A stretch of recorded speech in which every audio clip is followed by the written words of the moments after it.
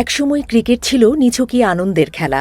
মাঠে নামার মূল উদ্দেশ্যই ছিল শরীরচর্চা, মানসিক প্রশান্তি আর পারস্পরিক সৌহার্দ্য। কিন্তু সময়ের সঙ্গে সঙ্গে ক্রিকেটে হয়ে উঠেছে টাকার খেলা। অর্থের ঝনঝনানিতে নষ্ট হয়ে গেছে আসল গেম স্পিরিটটাই। বিপুল অর্থনৈতিক স্বার্থ, বাণিজ্যিক চুক্তি আর রাজনৈতিক প্রভাবের বলয়ে পড়ে ক্রিকেট এখন গভীর সংকটের মুখে। সেই সংকট থেকেই নতুন করে উঠেছে প্রশ্ন, আন্তর্জাতিক ক্রিকেট কাউন্সিল আইসিসি কি সত্যিই নিরপেক্ষ, নাকি তারা একটি নির্দিষ্ট দেশের প্রভাবাধীন? বর্তমান ক্রিকেট বিশ্বে সবচেয়ে প্রভাবশালী শক্তি হিসেবে বিবেচিত ভারত।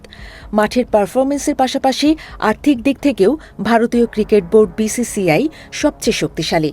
আইসিসির মোট আয়ের বড় একটা অংশ আসে ভারতীয় বাজার থেকে। ফলে অনেকেরই অভিযোগ, সিদ্ধান্ত গ্রহণের ক্ষেত্রে আইসিসি ভারতের ইচ্ছাকেই প্রাধান্য দিচ্ছে।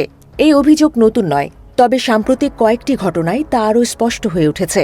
সর্বশেষ উদাহরণ চ্যাম্পিয়ন্স ট্রফি। আয়োজক দেশ ছিল পাকিস্তান, কিন্তু নিরাপত্তার অজুহাতে সেখানে খেলতে অস্বীকৃতি জানায় ভারত। ফলাফল হিসেবে আইসিসি ভারতের ম্যাচগুলো আয়োজনের জন্য সংযুক্ত আরব আমিরাতের দুবাইকে ভেন্যু হিসেবে নির্ধারণ করে। এতে করে আয়োজক দেশ পাকিস্তান আর্থিক ও ক্রীড়াগতভাবে ক্ষতির মুখে পড়ে। যদিও পরবর্তীতে ভারত ও পাকিস্তানের মধ্যে একটি সমঝোতা হয়, যার ফলে আসন্ন টি-20 বিশ্বকাপে পাকিস্তানকে ভারতে যেতে হচ্ছে না, তাদের ম্যাচ হবে শ্রীলঙ্কায়। এই টানাপোড়েনের মধ্যেই নতুন করে আলোচনায় আসে বাংলাদেশ। বিষয়টির সূত্রপাত আইপিএল ঘিরে। নিরাপত্তাজনিত হুমকির কারণে বাংলাদেশি পেসার মুস্তাফিজুর রহমানকে আইপিএল থেকে বাদ দেওয়ার পর বিষয়টি নিয়ে ক্ষোভ প্রকাশ করে বাংলাদেশ ক্রিকেট বোর্ড। এরই ধারাবাহিকতায় বিসিবি সিদ্ধান্ত নেয়, তারা ভারতে গিয়ে টি-20 বিশ্বকাপ খেলতে যাবে না। কিন্তু আইসিসি এই বিষয়ে কোনো নমনীয়তা দেখায়নি। সংস্থাটি সাফ জানিয়ে দেয়, বিশ্বকাপ খেলতে হলে বাংলাদেশকে ভারতেই যেতে হবে, ভেন্যু পরিবর্তনের কোনো সুযোগ নেই। এমনকি এক প্রকার আল্টিমেটাম ছুড়ে দেয়া হয়, মেনে নাও নইলে বিশ্বকাপ থেকে বাদ পড়ো। এই আচরণকে অনেকেই দেখছেন ছোট ক্রিকেট খেলুড়ে দেশগুলোর প্রতি তুচ্ছতাচ্ছিল্য এবং নগ্ন ক্ষমতার প্রদর্শন হিসেবে।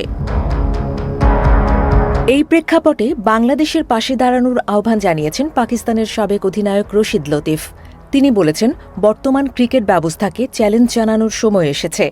পাকিস্তানের প্রভাবশালী দৈনিক দ্য নেশনের সম্পাদকীয়তে সরাসরি বলা হয়েছে, আইসিসি করাপ্টেড।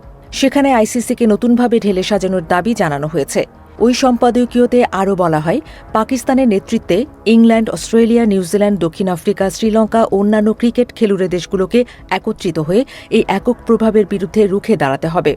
একটিমাত্র দেশের অতিরিক্ত রাজনৈতিক ও আর্থিক প্রভাব ক্রিকেটকে কলুষিত করছে, এমন অভিযোগও তোলা হয়। বিশ্লেষকদের মতে, ভারতের 140 কোটির বেশি জনসংখ্যা ও বিশাল বাজার থেকে আসা রাজস্ব নিঃসন্দেহে ক্রিকেটের জন্য গুরুত্বপূর্ণ। তবে অর্থের দোহাই দিয়ে খেলাধুলার ন্যায় বিচার, সমতা ও সম্মানকে জলাঞ্জলি দেয়া যায় না।